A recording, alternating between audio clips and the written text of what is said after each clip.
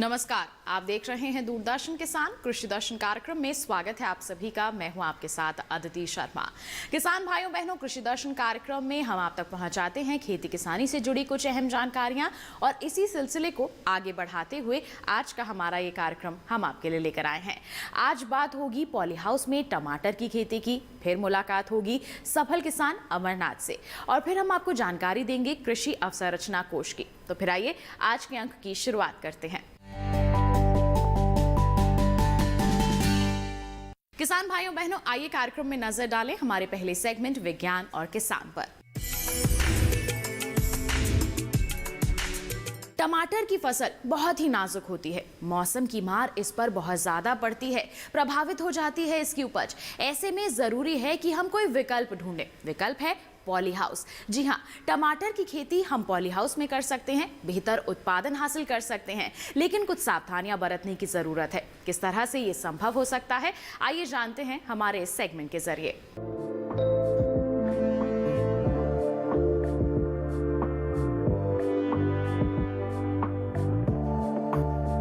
हमारे देश में टमाटर की मांग साल भर बनी रहती है। प्रधानमंत्री से टॉप फसलों में शुमार कर चुके हैं और ये केंद्र सरकार की ओर से चलाए जाने वाले ऑपरेशन ग्रीन्स का भी हिस्सा है। ज्यादा मांग की वजह से ही इसकी खेती आर्थिक रूप से काफी सुरक्षित मानी जाती है, यानी टमाटर कमाई वाली फसल है।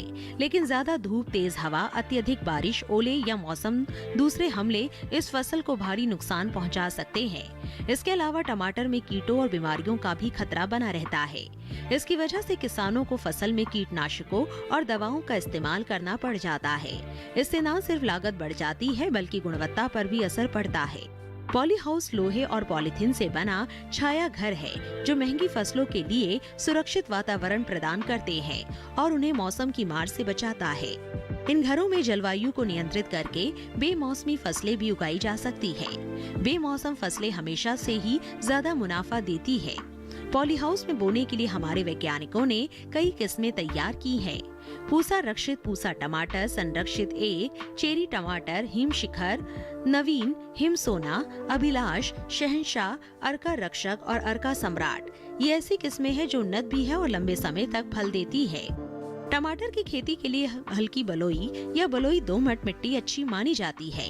मिट्टी पोषक तत्वों और कार्बनिक पदार्थों से भरपूर होनी चाहिए और पीएच मान 6 से 7। पॉली हाउस के अंदर खेत तैयार करने में ज्यादा मशक्कत नहीं करनी पड़ती। मिनी रोटावेटर या कल्टीवेटर से 2-3 जुताई काफी है। पहली जुताई के समय गोबर की खाद जरूर डाल दें। टमाटर उथली जड़ वाली फसल है और फल आने के बाद शाखाओं के लटक जाने या टूट जाने का खतरा रहता है।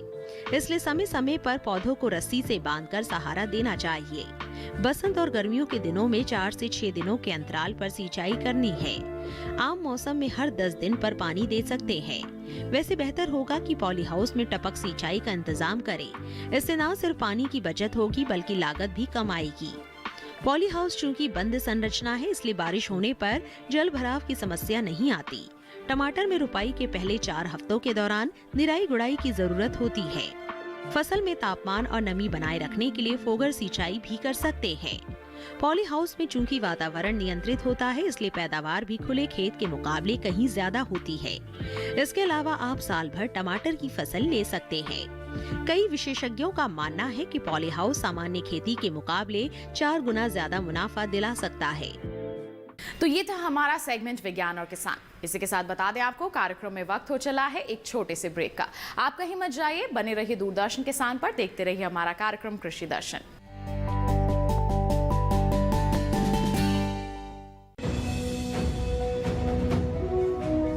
भारत सरकार का हर प्रयास किसानों को दे रहा है एक नई आस। देश के किसानों की खुशहाली और उन्हें आत्मनिर्भर बनाने के लिए भारत सरकार समर्पित है। प्रधानमंत्री श्री नरेंद्र मोदी जी के नेतृत्व में कृषि क्षेत्र में किए गए निरंतर प्रयासों के फलस्वरूप देश खाद्यान्न व बागवानी के क्षेत्र में आत्मनिर्भर हो चुका है और देश में दलहन का उत्पादन भी बढ़ा है। इसी तरह भारत सरकार ने खाद्य तेलों के उत्पादन को बढ़ाने के भी अनेक प्रयास किए हैं। इसी क्रम को आगे बढ़ाते हुए माननीय प्रधानमंत्री श्री नरेंद्र मोदी जी के नेतृत्व में भारत सरकार ने दूरदर्शी निर्णय लेते हुए राष्ट्रीय खाद्य तेल मिशन ऑयल पाम की शुरुआत की है। इस मिशन से देश भर के किसानों को बहुत लाभ मिलेगा। कृषि के पूंजी निवेश में वृद्धि होगी, खाद्य तेल आयात पर देश की निर्भरता कम होगी और रोजगार के नए अवसर पैदा होंगे। खाने के तेल में आत्मनिर्भरता के लिए अब राष्ट्रीय खाद्य तेल मिशन ऑयल पाम का संकल्प लिया गया है। इससे किसानों को तो सीधा लाभ होगा ही, गरीब और मध्यम वर्ग के परिवारों को सस्ता और अच्छी क्वालिटी का तेल भी मिलेगा। यही नहीं, ये मिशन बड़े स्तर पर रोजगार का निर्माण करेगा। इस मिशन के अंतर्गत ऑयल पाम का रकबा और पैदावार बढ़ाने पर जोर देने के लिए सरकार ने 11,000 करोड़ रुपए से अधिक की सहायता राशि निर्धारित की है। मिशन के तहत सरकार ने ऑयल पाम की खेती के लिए रोपण आदि की सहायता में बढ़ोतरी करते हुए पहले मिलने वाले 12,000 रुपए प्रति हेक्टेयर को बढ़ाकर 29,000 रुपए प्रति हेक्टेयर तक कर दिया है। ऑयल पाम के पुराने बागों के पुनरुद्धार के लिए 250 रुपए प्रति पौधा के हिसाब से विशेष सहायता दी जा रही है। पौधारोपण सामग्री की कमी दूर करने और बीजों की पैदावार करने वाले बागों को भी सहायता दी जाएगी। इसके तहत 15 हेक्टेयर ऑयल पाम उद्यान के लिए 80 लाख रुपए तक की सहायता राशि दी जाएगी। इसके अलावा नर्सरी विकास के लिए 40 लाख रुपए तक तय किए गए हैं। पूर्वोत्तर और अंडमान राज्यों के लिए विशेष सहायता का भी प्रावधान है। ऑयल पाम के किसान ताजे फलों के गुच्छे यानी FFB का उत्पादन करते हैं, जिनकी वर्तमान में कीमतें अंतर्राष्ट्रीय मूल्यों में उतार चढ़ाव के आधार पर तय होती हैं। पहली बार केंद्र सरकार ताजे फलों के गुच्छे की कीमत के लिए किसानों को आश्वासन दे रही है। ये व्यवहार्यता मूल्य यानी VP कहलाएगा, यानी किसानों को कोई घाटा नहीं होने दिया जाएगा। व्यवहार्यता मूल्य VP तय करने की शुरुआत 1 नवंबर से होगी और अगले वर्ष 31 अक्टूबर तक जारी रहेगी। इसे ऑयल पाम वर्ष कहा जाएगा। इस योजना के तहत वर्ष 2025-26 तक ऑयल पाम का रकबा 6.5 लाख हेक्टेयर सृजित करने और कच्चे ऑयल पाम की पैदावार वर्ष 2025-26 तक 11.20 लाख टन पहुंचाने का लक्ष्य निर्धारित किया गया है। सरकार के इस महत्वपूर्ण निर्णय से देश में ऑयल पाम की खेती करने वाले किसानों में विश्वास पैदा होगा और वे खेती का रकबा बढ़ाएंगे। इस तरह पाम ऑयल का उत्पादन भी बढ़ेगा, जिससे किसानों की आय बढ़ेगी और ग्रामीण अर्थव्यवस्था भी सुदृढ़ होगी।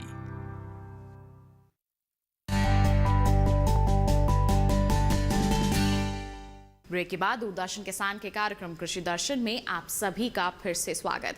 आइए अब नजर डालते हैं कृषि स्टार्टअप सेगमेंट पर। किसान भाइयों बहनों, खेती किसानी में कई ऐसी मिसालें हैं जो अन्य किसानों के लिए प्रेरणा का स्रोत बनकर उभरी हैं, क्योंकि उन्होंने अपनी मेहनत से ये मुकाम हासिल किया है। आज एक ऐसे ही किसान अमरनाथ से हम आपकी मुलाकात करवाने वाले हैं। आइए उनसे मुलाकात करते हैं, जानते हैं कैसे उन्होंने कामयाबी का ये सफर तय किया है। अमरनाथ का जन्म गांव खेड़ा, जिला कुरुक्षेत्र, हरियाणा में हुआ था। इन्होंने खेतीहर परिवार में जन्म लिया था, इसलिए जैसे जैसे वे बड़े हो रहे थे उनकी रुचि खेती से जुड़ती जा रही थी। उनके पिता ने उनका दाखिला स्कूल में कराया तो था, लेकिन पेड़ों की छांव में पढ़ते समय भी अमरनाथ के दिमाग में खेती ही गूंजती रहती थी। पुराने दिन की वे यादें आज भी वे भूले नहीं है। अमरनाथ बचपन से ही अपने पिता के साथ खेतों पर जाते थे। उन्होंने देखा कि किसान किस तरह खेतों में दिन रात मेहनत करता है, लेकिन जितनी मेहनत वो करता है उसके मुकाबले किसानों को मजदूरी तक नसीब नहीं होती है। इसी कारण अमरनाथ ने कई जगह नौकरी भी की, लेकिन वहाँ भी उन्हें कुछ खास तरक्की नहीं मिली। आखिरकार अमरनाथ ने खेती को चुना और इसमें लगातार मेहनत करने लगे। वो दिन रात खेतों पर काम करते, बुआई बिजाई से लेकर कटाई तक सारे काम वे खुद ही करते हैं। काम करने की लगन और हमेशा कुछ नया करने की जिद ने अमरनाथ के लिए नए रास्ते बनाने शुरू कर दिए। उन्हें कहीं से पता चला कि सरकार किसानों के लिए अनेक सुविधाएं और ऋण मुहैया कराती है। तो बस फिर क्या था, अमरनाथ ने सरकार से खेती करने के लिए ऋण लेकर अपने काम को आगे बढ़ाया। उन पैसों से ट्रैक्टर खरीदा, धान काटने की मशीन खरीदी। सरकार की तरफ से मिली इन सुविधाओं से खेती से काफी मदद मिली। इन सभी मिली सुविधाओं से अमरनाथ की समझ भी बढ़ी। उन्हें ये समझ आने लगा कि परंपरागत खेती को छोड़ नई तकनीकों को अपनाकर ही किसान खेती में सफलता हासिल कर सकता है। लिहाजा वे नई तकनीकों के प्रति पूरी तरह से जागरूक रहने लगे। अमरनाथ ने अनेक राज्यों के सेमिनारों में शिरकत की और वहां अपने फसलों का प्रदर्शन किया और उसके लिए अमरनाथ को इनाम भी मिला। अमरनाथ खेती से जुड़ी बारीकियों और नई तकनीकों को जानने के लिए शहरों के चक्कर भी लगाते थे। इसी बीच उनका नासिक जाना हुआ था। वहां जाकर उन्होंने उन्नत किस्म के प्याज की उपज के विषय में विस्तार से जानकारी इकट्ठी की। उन्होंने प्याज की खेती करनी शुरू कर दी और उसमें उन्हें अपार सफलता भी मिली। सेमिनारों में उनके प्याज को खूब सराहा गया और उन्हें पुरस्कृत भी किया गया। अमरनाथ ने फसल चक्र को अपनाया। उन्होंने एक साथ कई फसलें लेनी शुरू की। प्याज के साथ गन्ना और चना भी लगाया, जिससे उनकी आय में भारी इजाफा हुआ और प्रगति के नए रास्ते भी खुलते गए। गरीबी के साए में पले बढ़े अमरनाथ आज अपनी कड़ी मेहनत और लगन के बलबूते आज सफलता की ऊंचाइयों को छू रहे हैं और अन्य किसानों के लिए प्रेरणा स्रोत बन गए हैं। तो किसान भाइयों बहनों, ये थे हमारे आज के सफल किसान और साथ ही ये था हमारा सेगमेंट कृषि स्टार्टअप। इसी के साथ बता दें आपको कार्यक्रम में वक्त हो चला है एक और छोटे से ब्रेक का। आपका ही मत जाइए, हम जल्द ही हाजिर होंगे। बने रहिए दूरदर्शन किसान पर, देखते रहिए हमारा कार्यक्रम कृषि दर्शन।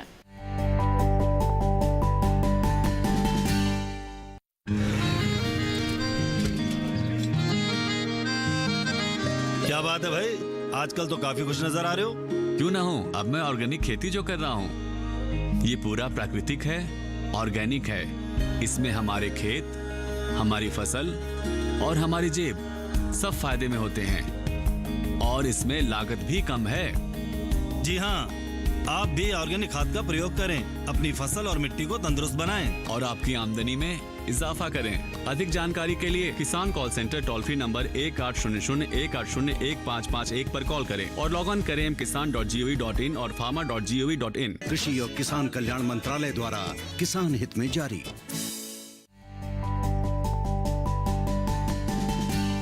ब्रेक के बाद दूरदर्शन किसान के कार्यक्रम कृषि दर्शन में आप सभी का फिर से स्वागत। आइए अब नजर डालें हमारे सेगमेंट फार्मिंग इंडिया पर।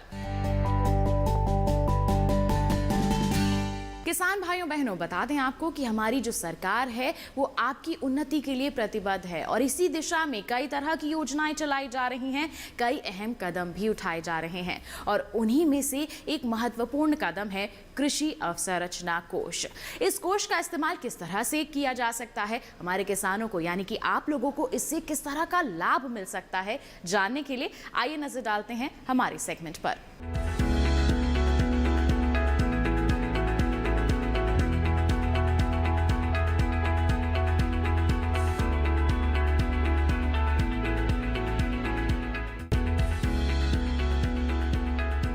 कृषि अवसंरचना कोष केंद्र सरकार द्वारा किसानों के हित के लिए बनाई गई एक योजना है। इस योजना के तहत किसानों को फसल कटाई के बाद कृषि अवसंरचना प्रबंधन और सामुदायिक कृषि परिसंपत्तियों से संबंधित परियोजनाओं में निवेश के लिए माध्यम और दीर्घकालिक ऋण की सुविधा उपलब्ध कराई जाती है। सरकार द्वारा शुरू की गई इस योजना के माध्यम से किसान फसल की कटाई के बाद उसकी सही कीमत मिलने तक उसे सुरक्षित रख सकेंगे। इस योजना के माध्यम से किसानों को आधुनिक तकनीकों को अपनाने के लिए प्रोत्साहित करना भी लक्ष्य रखा गया है।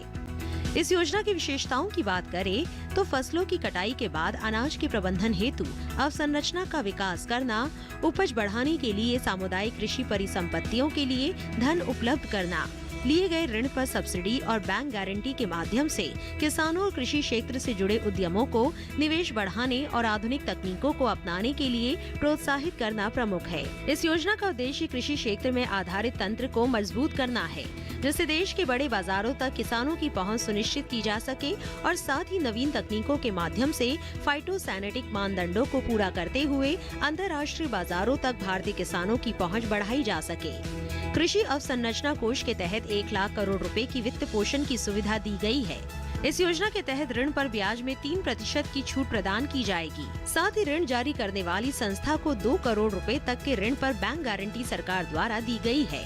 इस योजना की अवधि वित्तीय वर्ष 2020 से 2029 यानी 10 वर्ष तक निर्धारित की गई है।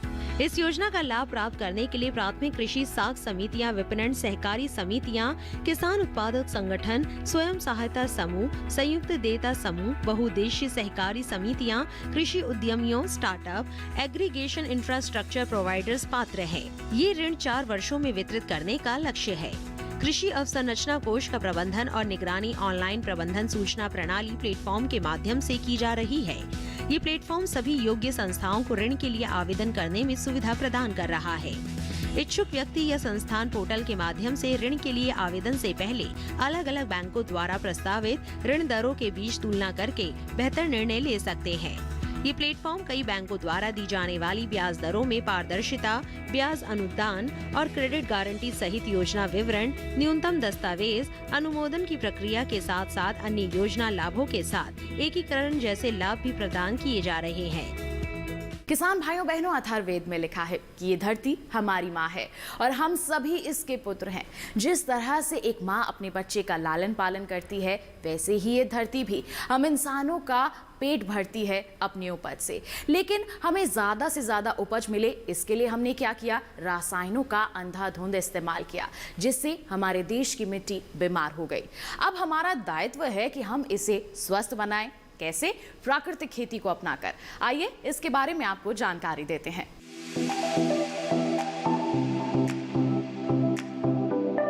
रसायनों की वजह से मिट्टी की उपजाऊ शक्ति दिन ब दिन कमजोर होती जा रही है। पर्यावरण प्रदूषण बढ़ रहा है सो अलग। कृषि रसायनों के लिए दुनिया भर में चिंता जताई जा रही है और उपाय तलाशे जा रहे हैं। जैविक खेती इसी तलाश का नतीजा है, लेकिन समस्या ये है कि जैविक खेती भी पूरी तरह रसायन मुक्त नहीं है। अगर आपको एकदम शुद्ध फसलें उगानी है तो प्राकृतिक खेती अपनानी होगी। प्राकृतिक खेती देसी गाय पर आधारित कृषि पद्धति है, जो मुख्य रूप से मिट्टी के स्वास्थ्य पर जोर देती है। मिट्टी जितनी स्वस्थ होगी, फसल भी उतनी ही बेहतर होगी। दरअसल मिट्टी में पौधों के विकास के लिए 16 तरह के पोषक तत्व होते हैं। देसी गाय के गोबर में सभी तत्व मौजूद हैं और कमाल की बात ये है कि अकेली गाय 30 एकड़ जमीन पर खेती के लिए काफी है। देसी गाय के गोबर और मूत्र की गंध केचुओं की संख्या बढ़ाने में भी मददगार है। हम सभी जानते हैं कि केचुए किसानों के मित्र माने जाते हैं। आपको बता दें कि प्राकृतिक खेती के लिए गहरी जुताई की जरूरत नहीं होती। इसमें सिंचाई पौधों से कुछ दूरी पर की जाती है, जिसमें सिर्फ 10% ही पानी लगता है। दूर से पानी देने के कारण जड़ों की लंबाई बढ़ती है, जिससे तनों की मोटाई और पौधों की लंबाई में भी इजाफा होता है। प्राकृतिक खेती में पौधों की दिशा उत्तर दक्षिण होती है। ऐसा करने से पौधों को सूरज की ऊर्जा और रोशनी ज्यादा समय तक मिल जाती है। इससे पौधे अपने शरीर का निर्माण कर लेते हैं, जिससे न सिर्फ कीट लगने की आशंका कम हो जाती है, बल्कि पौधों में पोषक तत्व भी संतुलित मात्रा में इकट्ठे हो जाते हैं। प्राकृतिक खेती में मुख्य फसल के साथ सहयोगी फसलों को भी उगा सकते हैं। इसी तरह की खेती में देसी बीजों की काफी अहम भूमिका होती है। देसी बीज पोषक तत्व कम लेते हैं और पैदावार ज्यादा देते हैं। दूसरी ओर जलवायु परिवर्तन का असर खेती पर भी पड़ रहा है। प्राकृतिक खेती से उपजी फसलें मौसम की विषमताओं को काफी हद तक सहन कर लेती हैं, जिससे किसान आर्थिक नुकसान से बच रहे हैं। खेती के लिए खाद और कीटनाशक की जरूरत होती है। प्राकृतिक खेती में ये दोनों चीजें प्राकृतिक तरीके से ही बनाई जाती हैं, वो भी घर पर मौजूद सामग्री से। इसमें 2 तरह की खाद होती है, जीवामृत और घन जीवामृत। खाद 2 तरह से बन सकती है। मिट्टी की भौतिक दशा को सुधार देगा। इस तरह कीटनाशक भी गोबर, गौमूत्र, पौधों के पत्ते, तंबाकू, लहसुन और लाल मिर्च से बनाए जाते हैं। प्राकृतिक खेती में पोषण और कीट नियंत्रण के लिए बाजार से कुछ भी अतिरिक्त सामान नहीं खरीदना होता, इसलिए इसे जीरो बजट फार्मिंग यानी शून्य बजट खेती भी कहा जाता है। दक्षिण भारत में ये खेती लोकप्रिय हो रही है और खास तौर से कर्नाटक में। प्रधानमंत्री श्री नरेंद्र मोदी जी जिस तरह से खेती को प्रोत्साहित कर रहे हैं, उनकी सरकार ने परंपरागत कृषि विकास योजना में ही भारतीय प्राकृतिक कृषि पद्धति के नाम से एक उपयोजना तैयार की है। इसके अंतर्गत किसान को 3 साल के लिए प्रति हेक्टेयर 12,200 रुपए की आर्थिक सहायता दी जाती है। पद्मश्री सुभाष पालेकर प्राकृतिक खेती के जनक हैं। वैसे बिना रसायनों वाली खेती भारत के लिए कोई नया विचार नहीं है। हमारे किसान हजारों साल से इसी तरह की खेती करते आ रहे हैं। वेदों और उपनिषदों में भी इस संबंध में श्लोक मिल जाते हैं। रसायनों का उपयोग हरित क्रांति के दौरान शुरू हुआ। अब चूंकि पूरी दुनिया इनके दुष्परिणामों को जान चुकी है, ऐसे में भारत प्राकृतिक खेती के रूप में दुनिया को नई राह दिखा रहा है। तो किसान भाइयों बहनों, ये था हमारा आज का कार्यक्रम कृषि दर्शन। उम्मीद करते हैं आज के कार्यक्रम में दी गई जानकारियां आपके लिए जरूर लाभकारी साबित होंगी। साथ ही एक विशेष जानकारी आप तक और पहुंचा दें कि दोबारा हमारा ये कार्यक्रम देख सकते हैं। टीवी स्क्रीन पर दिखाई जा रहे QR कोड को स्कैन कीजिए, सीधा पहुंच जाएंगे हमारे YouTube चैनल पर। साथ ही बता दें, हमारे से जुड़ना है आपको तो क्या कर सकते हैं, ईमेल कीजिए। ईमेल ID है krishidarshandddk@gmail.com। साथ ही आप हमें पत्र भी लिख सकते हैं। पता है हमारा कृषि दर्शन, कमरा number 59A, CPC Doordarshan, Khelgaon, नई दिल्ली 110049। तो इसी के साथ आज के लिए इतना ही। अगले अंक में करेंगे आपसे मुलाकात। तब तक के लिए हमें दीजिए इजाजत। आप बने रहिए दूरदर्शन किसान पर। नमस्कार।